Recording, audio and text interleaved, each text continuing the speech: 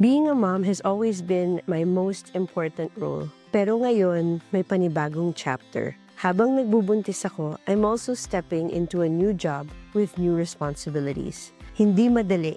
May mga araw na puno ng trabaho, meetings at deadlines. Sabay pa ang morning sickness or simpleng pagod na dala ng pagbubuntis. Pero ganito yata talaga ang journey ng working moms.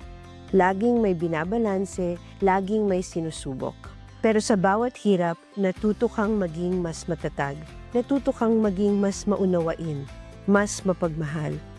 At doon ko rin nakikita kung gaano kalakas ang lahat ng nanay at kababaihan na sabay na nag-aalaga at nangangarap para sa pamilya nila. Dahil alam ko, hindi lang ito laban ko. Para ito sa lahat ng working moms, sa lahat ng kababaihan na gustong marinig at mapakinggan. I will champion you at the Senate. I will fight for policies that make it easier for moms to work, care, and thrive.